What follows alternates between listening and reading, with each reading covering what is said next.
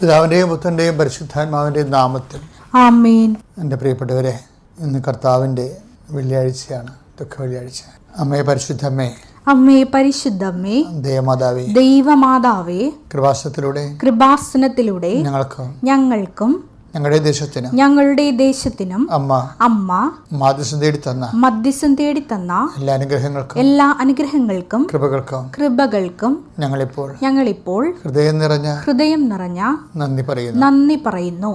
അമ്മേ പരിശുദ്ധമ്മേ, ദൈവമാതാവേ, 2004 ഡിസംബർ 7 തീയതി ഉച്ചകഴിഞ്ഞ് 2:30 കൃപാസനത്തിൽ സംഭവിച്ച അമ്മയുടെ പ്രത്യക്ഷപ്പെടലിനെ കുറിച്ച് തിരുസഭയ്ക്ക് സമർപ്പിച്ചിരിക്കുന്ന പഠനരേഖകളുടെ മേൽ സഭാത്മകമായ പഠനം ആരംഭിക്കുവാൻ ഞങ്ങൾ പ്രാർത്ഥിക്കുന്നു.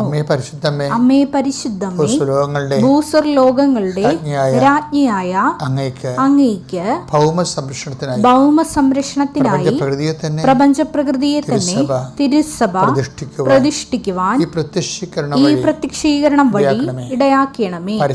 പരിശുദ്ധ അമ്മേ, ജപമാല മാതാവേ, സകല കൃപാസനം പ്രാർത്ഥനകളോടും ചേർത്ത് ഞങ്ങളിപ്പോൾ പ്രാർത്ഥിക്കുന്ന ഈ കുടുംബത്തിന്റെ പ്രത്യേക നിയോഗം പറമക്കളെ.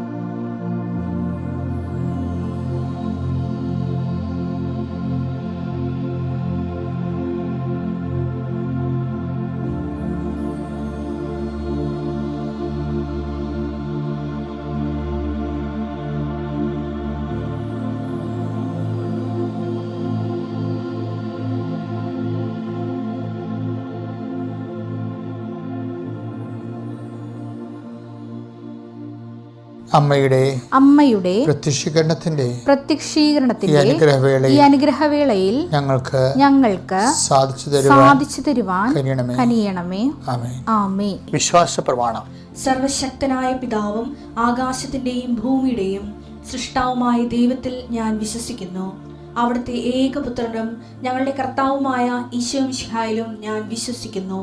ഈ പുത്രൻ പരിശുദ്ധാത്മാവിനാൽ ഗർഭസ്ഥനായി കന്യകാമറിയത്തിൽ നിന്ന് പിറന്ന് പൊന്തിയോസ് പീലാത്തോസിന്റെ കാലത്ത് പീഡകൾ സഹിച്ച് കുരിശിൽ തറയ്ക്കപ്പെട്ട് മരിച്ച് അടക്കപ്പെട്ട് പാതാളങ്ങളിൽ ഇറങ്ങി മരിച്ചവരുടെ ഇടയിൽ നിന്ന് 3-ാം നാൾ ഉയർത്ത് സ്വർഗത്തിലേക്ക് എഴുന്നള്ളി സർവശക്തിയുള്ള പിതാവായ ദൈവത്തിന്റെ വലതുഭാഗത്തിരിക്കുന്നു.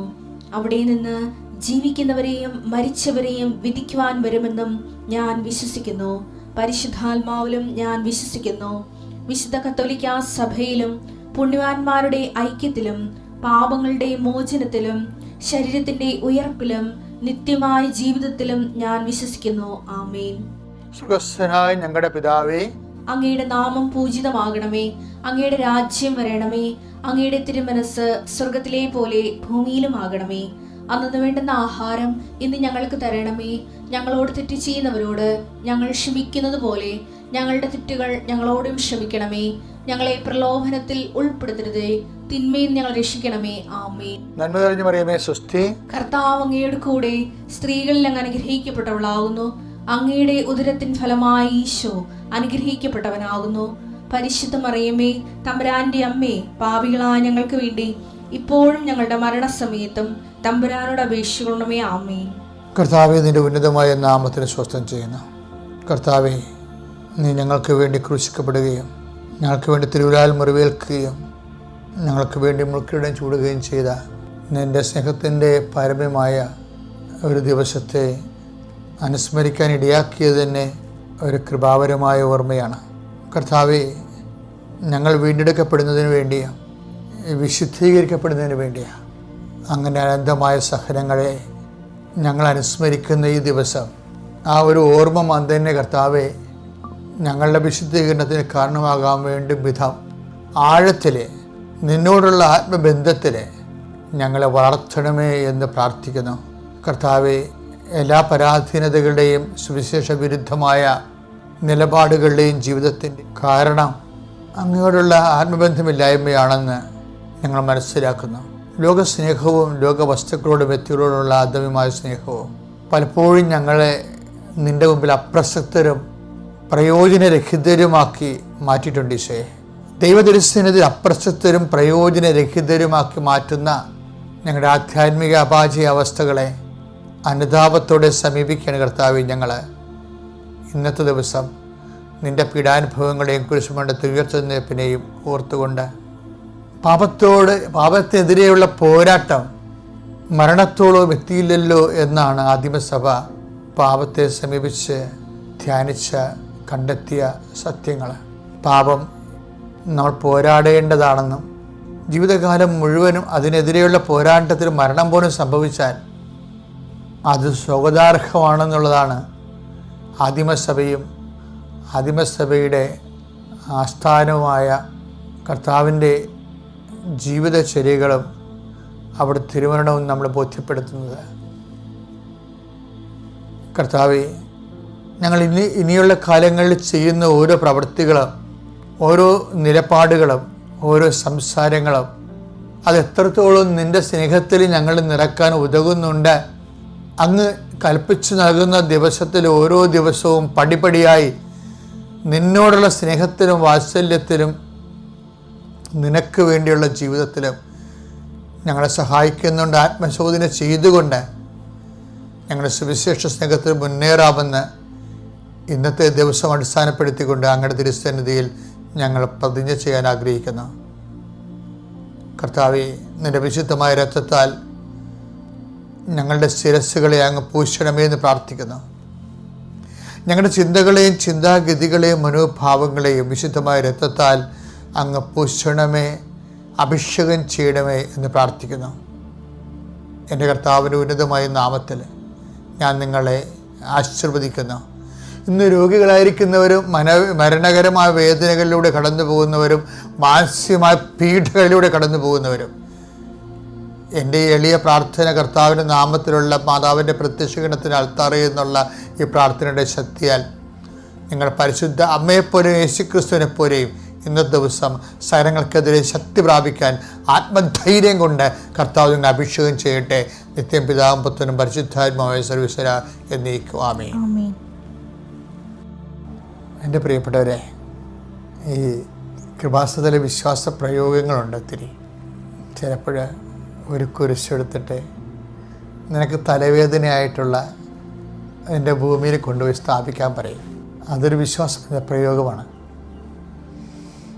ഇപ്പം ചില സ്ഥലങ്ങളിൽ നിനക്ക് ഒരു ഗതിയും പിടിക്കത്തില്ല. സ്ഥലങ്ങളുടെ കുഴപ്പമില്ല, അതിൻ്റെ ആംബിയൻസ് പലപ്പോഴും നിനക്കെതിരെ വരികയും നിൻ്റെ മാനസികമായ ഊർജ്ജവും ഉല്ലാസവും ഒക്കെ നഷ്ടപ്പെടുത്തുകയും ചെയ്യുന്ന ചിലർ പറയത്തില്ലേ, എൻ്റെ അച്ഛാ വീട്ടിലോട്ട് കയറി ചെല്ലണവരൊരു കുഴപ്പമില്ല, പുറത്തിറങ്ങുമ്പോൾ സന്തോഷമാണ്, അകത്തോട്ട് കയറി വരുമ്പോൾ നനഞ്ഞ കോഴിനെപ്പോലെയാവുന്നു. അപ്പോൾ അവരുടെ ആ കുടുംബത്തിൻ്റെ സിറ്റുവേഷനും എല്ലാം കൊണ്ട് അവർ മടുക്കുകയാണ് ശരിക്കും. പല വിഷയങ്ങൾ കൊണ്ടാണ് മടുക്കാൻ കാരണം. അപ്പോൾ ഞാൻ അവരോട് പറയും, ഒരു കുരിശ് വെഞ്ചരിച്ച് കൊടുത്ത് പറയും, നിങ്ങൾ അതുകൊണ്ട് സ്ഥാപിക്കാൻ പറയും. അതിന് 2-3 കാരണങ്ങളുണ്ട്. ഒന്ന്, കുരിശ് ഭൂമിയിൽ കുഴിച്ചിട്ടത് അതിലൂടെ രക്ഷയും സൗഭാഗ്യവും പകർന്നു തന്നത് സ്വർഗത്തിൻ്റെ നടപടിക്രമമാണ്. നമ്മളത് നമ്മളുടെ പാപത്തിൻ്റെ പരിഹാരമായിട്ടും നമ്മുടെ കുടുംബത്തിൻ്റെ ശാപങ്ങൾ നീങ്ങുന്നതിന് വേണ്ടിയും നമ്മുടെ വസിപ്പിടത്തിൽ കുരിശ് സ്ഥാപിക്കുമ്പോൾ ആ വിശ്വാസത്തെ ബൂസ്റ്റ് ചെയ്യുകയും പുഷ്കലമാക്കുകയും ചെയ്തു വരുമ്പോൾ നമുക്കറിയാമല്ലോ, യേശു കർത്താവാണെന്ന് അധരം കൊണ്ട് ഏറ്റുപറയുകയും ദൈവം അവന് മരിച്ചു എന്ന് ഏർപ്പിച്ചെന്ന് ഹൃദയത്തിൽ വിശ്വസിക്കുകയും ചെയ്യുമ്പോഴാണ് രക്ഷ പ്രാപിക്കുന്നത്. ഈ രക്ഷ എന്ന് പറയുന്നത് ക്രിസ്തു തന്നെയാണ്. ആ പ്രാപിക്കാനുള്ള പ്രയോഗങ്ങളിലാണ് ഇതുപോലെയുള്ള അനുഷ്ഠാന ക്രിയകൾ വരണത്. ഞാനത് നിങ്ങളുടെ ഒത്തിരി പേരെയും ഈ മേഖലയിൽ സാക്ഷ്യം പറഞ്ഞിട്ടുണ്ട്. പക്ഷേ കുരിശ് നമ്മൾ ഭൂമിയിൽ കുഴിച്ചിടും മുമ്പ് നമ്മുടെ ഹൃദയത്തിൽ കുഴിച്ചിടണം. എന്താണെന്നറിയാവോ? അതായത് ഈ സഹനം, ചില സഹനങ്ങൾ ഹൃദയത്തിൽ കുഴിച്ചിടേണ്ടതാണ്, നാട്ടി ഉറപ്പിക്കേണ്ടതാണ്. അതുകൊണ്ട് നമ്മൾ പ്രാർത്ഥിക്കേണ്ടത്, പരിശുദ്ധ ദൈവമാതാവേ, ശ്രീവാമയിൽ തറക്കപ്പെട്ട കർത്താവിൻ്റെ തിരുമുറിവുകൾ എൻ്റെ ഹൃദയത്തിൽ പതിച്ചുറപ്പിക്കണമേ എന്ന് എല്ലാവരും പ്രാർത്ഥിക്കുന്ന ഒരു ദിവസമാണിത്. എന്നുവെച്ചാൽ ചില സഹനങ്ങൾ ഹൃദയത്തിൽ പതിച്ചുറപ്പിക്കേണ്ടതാണ്. ചില സഹനങ്ങൾ അങ്ങനെയാണ്. ക്രിസ്തുവിൻ്റെ ധൈര്യം ഇതാണ്, മറ്റുള്ളവരല്ല, ഞാൻ തന്നെയാണ് ഉത്തരവാദി. നമ്മളെ സൃഷ്ടിച്ചതിന് ഉത്തരവാദി അങ്ങേരാണല്ല. അപ്പോൾ അതുകൊണ്ട് ആ സൃഷ്ടികൾ വരുന്ന എല്ലാ പോരായ്മയും ക്രിസ്തു തന്നെ ഏറ്റെടുക്കുകയാണ്. മറുപ്രകാരമുള്ള ഹനയാഗങ്ങളിലെ ഹോമയാഗങ്ങളിലെ ഞാൻ സംതൃപ്തനായില്ല. അപ്പോൾ ഞാൻ പറഞ്ഞു, സങ്കീർത്തനം 40-ാമത്തെ സങ്കീർത്തനം 6 മുതൽ 8 വാക്യങ്ങളാണ്. ബലികളും കാഴ്ചകളും അവിടുന്ന് ആഗ്രഹിക്കുന്നില്ല, എന്നാൽ അവിടുന്ന് എന്റെ കാതുകൾ തുറന്നു തന്നു. ദഹനബലിയും പാപപരിഹാര ബലിയും അവിടുന്ന് ആവശ്യപ്പെട്ടില്ല. അപ്പോൾ ഞാൻ പറഞ്ഞു, ഇതാ ഞാൻ വരുന്നു. പുസ്തക ചുരുളിൽ എന്നെപ്പറ്റി എഴുതിയിട്ടുണ്ട്. എന്റെ ദൈവമേ, അങ്ങയുടെ ഹിതം നിറവേറ്റുകയാണ് എന്റെ സന്തോഷം. അങ്ങയുടെ നിയമം എൻ്റെ ഹൃദയത്തിലുണ്ട്. ഇപ്പം ദൈവവചന ഹൃദയത്തിൽ സ്വീകരിച്ചിട്ട്, പിതാവിൻ്റെ ഇഷ്ടം ഹൃദയത്തിൽ സ്വീകരിച്ചിട്ട് അത് നിറവേറ്റാൻ പുത്രൻ അത് നിറവേറ്റുന്ന ദിവസമാണ് ദുഃഖ വെള്ളിയാഴ്ച. അതിൻ്റെ കാരണം എന്താണ്? മനുഷ്യൻ ചെയ്ത പാപത്തിന് പരിഹാരം ചെയ്യാൻ മനുഷ്യന് സാധ്യമല്ല, മൃഗങ്ങൾക്ക് സാധ്യമല്ല. എന്താ കാര്യം? അത് ചെയ്തിരിക്കുന്നത് ഒരു ഈക്വൽ പാർട്ട്നറോടല്ല, ദൈവത്തോടാണ്. അപ്പം മനുഷ്യൻ ദൈവത്തോട് ചെയ്ത പാപമാണ്. ഇപ്പം നമ്മൾ ചിലർ പറയത്തില്ലേ, ഇപ്പം നമ്മളൊരു കല്ല് തന്നെ എടുത്തിട്ട് നമ്മളൊരു ഒരു പട്ടിയെ എറിയുന്നു, ഒരു കല്ലെടുത്ത് പട്ടി എറിയുന്നു, പട്ടി മുങ്ങിക്കൊണ്ട് പോകും. ആ കല്ല് തന്നെ എടുത്ത് പ്രാന്തനെ എറിയുന്നു, പ്രാന്തൻ നമ്മളെ തെറി പിടിച്ചിട്ട് പോകും. അപ്പോൾ ഇതിൻ്റെ ഒരേ കല്ല് ഒരേ വ്യക്തി, പക്ഷേ എറിയുന്ന ആൾ തെറ്റാണ്, വ്യത്യാസങ്ങൾ. ഇതാണ് യേശുക്രിസ്തുവിൻ്റെ കുരിശുമരണത്തിന് ഇടയാക്കിയ സിമ്പിൾ കാരണം. മനുഷ്യൻ ദൈവത്തോട് ചെയ്ത പാപം പരിഹരിക്കാൻ മൃഗങ്ങൾക്ക് കഴിഞ്ഞില്ലെന്നാണ്. പ്രകാരമുള്ള ഹനനയാഗങ്ങളുടെ ഹോമയാഗങ്ങൾ ഞാൻ സംതൃപ്തനായില്ല. അപ്പോൾ ഞാൻ പറഞ്ഞു, പിതാവേ, ഇതാ ഞാൻ വരുന്നു. എന്താണ്? മനുഷ്യൻ ദൈവത്തോട് ചെയ്ത പാപത്തിന് പരിഹാരം ചെയ്യാൻ ദൈവം തന്നെ മനുഷ്യനായി ശരീരത്തിൽ ശിക്ഷ വിധിച്ചു. റോമ 8-3 വാക്യം. ശരീരത്താൽ ബലഹീനമാക്കപ്പെട്ട നിയമത്തിന് അസാധ്യമായത് ദൈവം ചെയ്തു. അവിടുന്ന് തന്റെ പുത്രനെ പാപപരിഹാരത്തിന് വേണ്ടി പാപകരമായ ശരീരത്തിന്റെ സാദൃശ്യത്തിൽ അയച്ചുകൊണ്ട് പാപത്തിന് ശരീരത്തിൽ ശിക്ഷ വിധിച്ചു. പാപത്തിന് നമ്മൾക്ക് കിട്ടാനുള്ള ശിക്ഷ കർത്താവ് എന്നേക്കുമായി ഏറ്റെടുത്തു എന്നാണ്. എന്നിട്ട് നമ്മളെ സ്വതന്ത്രമാക്കി. അതുകൊണ്ട് ഇംഗ്ലീഷുകാരൻ ഇന്നത്തെ ദിവസം ദുഃഖ വെള്ളിയാഴ്ച എന്നാണ് പറഞ്ഞത്, ഗുഡ് ഫ്രൈഡേ എന്നാണ് പറഞ്ഞത്. എന്താണ്? നല്ല വെള്ളിയാഴ്ച. എന്താണ്? നമ്മുടെ പാപം, നമ്മളേക്കേണ്ട ശിക്ഷ എന്നേക്കുമായിട്ട് ഈശോ ഏറ്റെടുത്ത ദിവസം. ആ ശിക്ഷ, നമ്മുടെ വിശ്വാസം എന്ന് പറയുന്നത് എന്താണ്? അത് ഓരോ വ്യക്തിയും കർത്താവ് എൻ്റെ പാപത്തിന് പരിഹാരമായിട്ടാണ് ക്രൂശിക്കപ്പെട്ടത്. അവൻ സ്വന്തം വിശുദ്ധ ഗ്രന്ഥം നമുക്ക് നൽകുന്ന അറിവ് പോലെ അവൻ നമ്മുടെ പകരക്കാരനായിട്ട് നമ്മുടെ ശിക്ഷ മേടിച്ചു. അവൻ്റെ മേലുള്ള ശിക്ഷ നമുക്ക് രക്ഷ നൽകി. യെശയ്യാ 53:5. അവൻ്റെ മേലുള്ള ശിക്ഷ നമുക്ക് രക്ഷ നൽകി.